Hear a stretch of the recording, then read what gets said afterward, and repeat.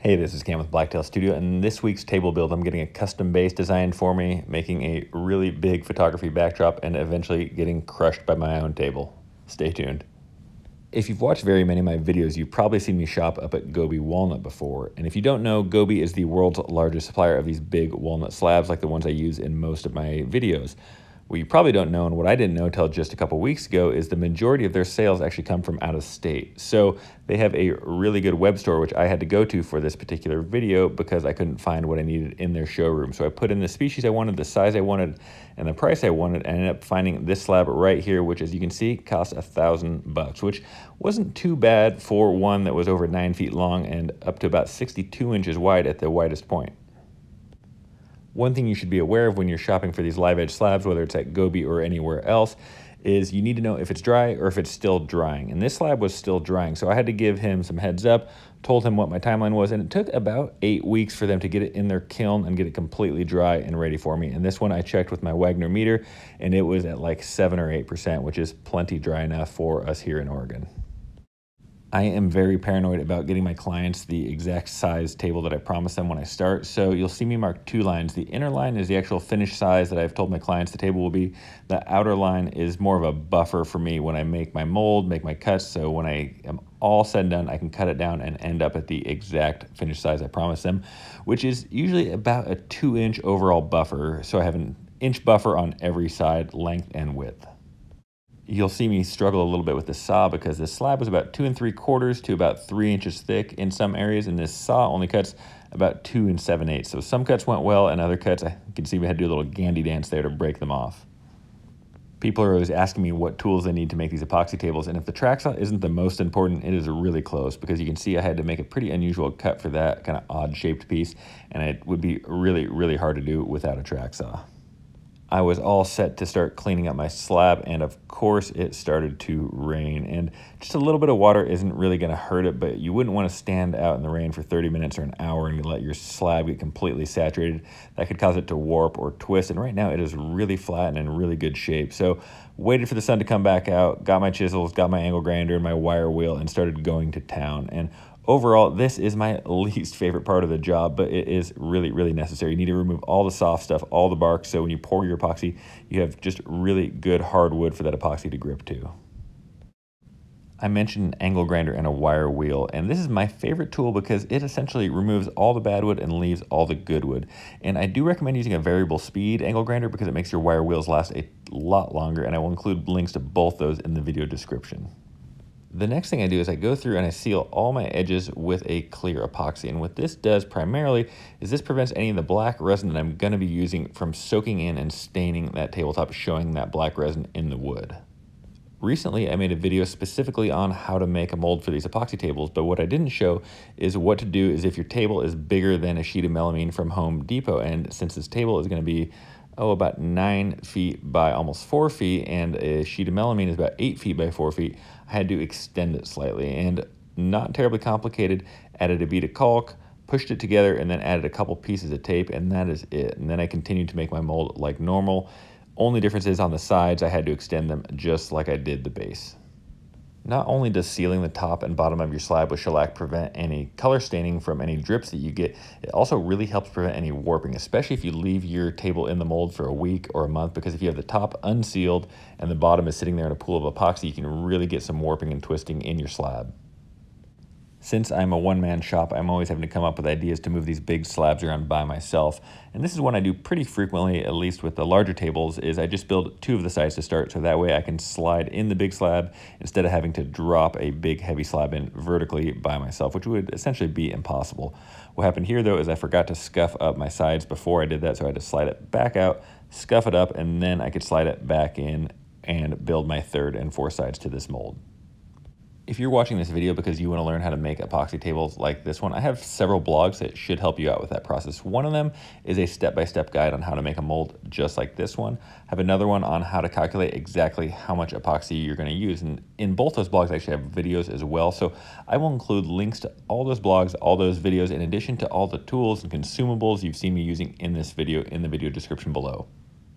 A few months ago, I mentioned becoming a brand ambassador for Liquid Glass Epoxy, which means I am now sponsored by them. And so some of you probably wondered if I am just a sellout. And first of all, let me put that rumor to rest. I am definitely a sellout. It is all I ever wanted to be. But I do sell these tables for about $10,000. So I personally would never risk getting one of these tables sent back, having to redo a table, having to waste thousands of dollars in wood just to save a little bit of money on epoxy. So I am definitely a sellout, but I still would only ever consider using the best possible epoxy because that's a relatively small investment when it comes to the total cost of a table like this one that cost around $10,000. Liquid Glass advertises this as a 2 to 4 inch thick epoxy formula, which means you can pour anywhere from 0 to 4 inches in a single pour. I, however, am a little too nervous to pour any epoxy that deep all at once. What can happen is you actually create too much heat and the epoxy can crack and split on you, which is what happened with my very first epoxy pour with a different epoxy brand. So I'm gonna do the first pour, just seal everything up about 1.25 inches, 1.5 inches, then I'll come back, top it off all the way up to that 2 3/4 to 3 inch mark. The liquid glass doesn't smell particularly strong. I do recommend wearing a mask anytime you're working with chemicals though. What I'm doing here is just brushing in the sides. Sometimes the bubbles like to cling to the sides. Brushing them will kind of free them and enable them to come to the surface and pop on their own. Right here, I'm making a little dam, and this is gonna save us some epoxy. So instead of having to flood the entire top of the table, the dam will kind of hold everything in one place. Right here, you can see the epoxy is pretty well set up. It's not even close to hard yet though, but the epoxy temperature has peaked. And after about 18 hours, that epoxy will peak. Anytime after that, you are really pretty safe to do your next pour. So I do recommend going before it gets completely cured. If you do let your epoxy completely cure, you can go back, scuff it up, do your second pour then, and it will cure perfectly fine. But this is how I recommend doing it if at all possible. Wait about 24 hours or so till that epoxy is just tacky, then you'll get a perfect chemical bond with the first layer. There is a lot of information in making one of these epoxy tables, so I apologize if I'm kind of rushed, if I talk really fast while getting through all this, but I'm trying to get through a ton of information in just about 15 minutes. So if I'm unclear on anything, if I left anything out, or if you just like me to elaborate a little bit, feel free to ask me in the comments because I am really good about responding to essentially every single comment that someone asks below. So only thing I ask in return is that if you like this video, if you get something from it, hit that little subscribe button, hit that bell button, because that's what enables me to keep creating more content just like this. Just like most all of my tables, I had this one surfaced on an industrial planer up at Creative Woodworking Northwest in Portland, Oregon. If you don't have a Creative Woodworking Northwest in your particular town, I recommend checking out my blog on 3 ways to flatten your slab. And I go into all the ways to flatten it if you don't have access to an industrial planer like I do. I'm not entirely sure how many of these tables I've built at this point. It's probably about 40 or 50 or so, which isn't a lot. I think there's some companies that probably do close to that many in a month or two. However, I still come up with new tips and tricks almost every single table.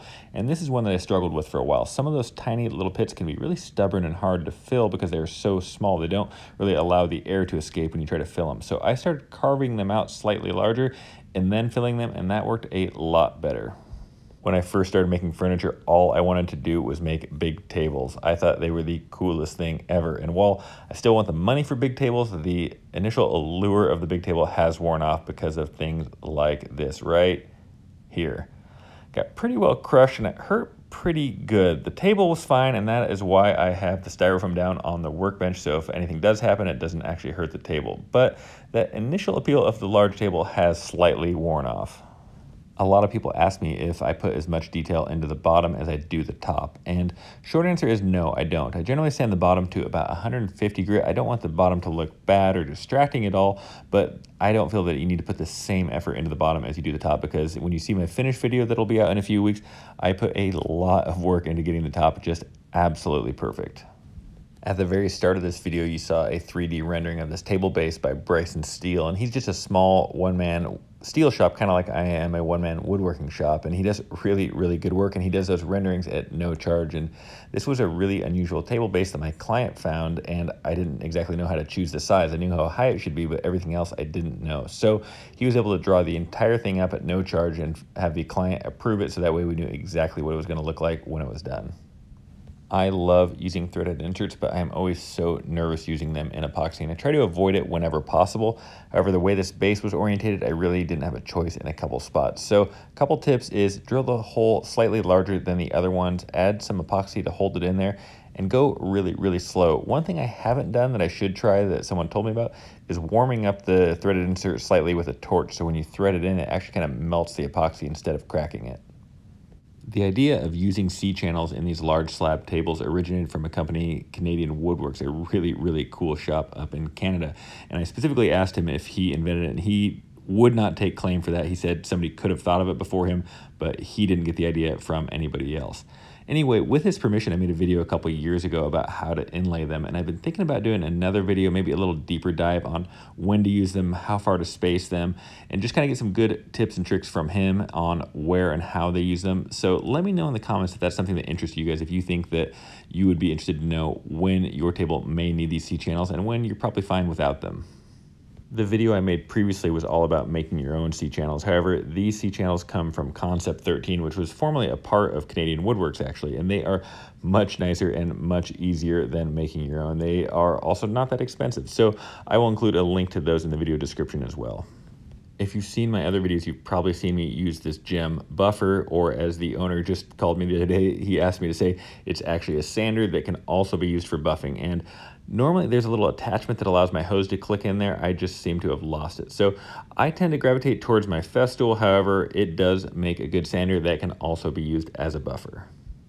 This is another trick I've picked up in the last couple tables, and that is warming up the epoxy slightly with your sander and then scraping it off. Because if you don't warm it up, it can kind of tend to chip out and break out, whereas if you warm it up, it kind of gets a little bit gummy. Then you can come back, scrape the majority of it off, then come back with your sander and smooth the rest of it out.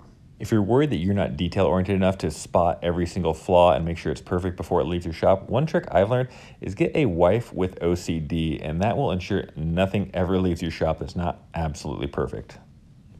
A few weeks ago, I made a full video on how I do this edge profile trick, and this is just something I came up with a couple months ago and using my track saw to get a perfect chamfer on the edge. And the reason I came up with this is because I didn't have a router bit big enough to go this deep, and you can't really even buy them. So it is a pretty cool trick that you can do with your track saw. Earlier in the video, I mentioned that a table like this would cost around $10,000, and I am well aware that is a ton of money. And if you want to get the most amount of money possible for your tables, it's things like this is going to make all the difference. There's a lot of people doing this, so it's taking your time, taking a full day on tiny little touch-ups on your sanding pattern, using a light stick like that, just getting the details absolutely perfect. That's what's going to enable you to get the most amount of money for your table. I've been talking about my new favorite finish for a few weeks now, and it's not a secret. The finish is called Rubio Monaco. I'll add a link to it in the video description below. The technique I use is not very hard. You don't actually need to even use a buffer like this. Is one of the things I like about it. You essentially wipe it on, wipe it off, and there's a little bit more to it than that. And in a couple weeks, I will have the full finish video, I promise. And the reason is it's such an easy finish to use. It looks amazing, but most importantly, it's like bulletproof. I have some tests that I've done where 2 hours of standing water and not a single mark. So I promise that video is coming out in a few weeks, and I will give a step-by-step guide on how to get an absolutely perfect finish in a dusty shop like this.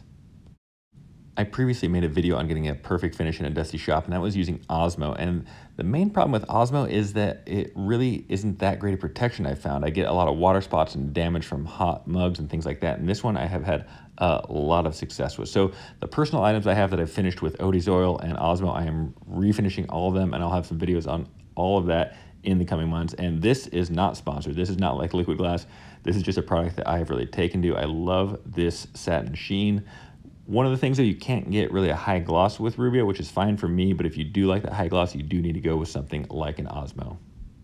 I try to show you guys every possible view when I'm done making these tables, because if you get a video that has a couple million views, someone is going to see what you tried to hide, and there's nothing more embarrassing than having somebody in the comments call you out for something that you tried to cover up in the video. So I'll do a little sweep around here and show you just how even the sheen was. Overall, I just couldn't have been happier with how it turned out. And I think a week or two ago, I had a blue resin table build that I went with a high gloss, and that was the Osmo. And that, again, that finish won't be as durable, but you can get a lot more sheen out of it. And I have that finish video coming up along with this finish video. And if you're wondering why it's vertical and weird, it's because this was from my Instagram stories. So satin video coming along with that high gloss blue finish video in the next coming weeks. Every week I like to give a little bit of credit to the people that make it this far in the videos. So this week, start your question or comment with your name or even a fake name, because I probably won't know either way. And that way I will know you watched the entire video, and I promise I will answer all of your questions or comments first. So thanks again so much for watching. Please subscribe for more videos just like this one.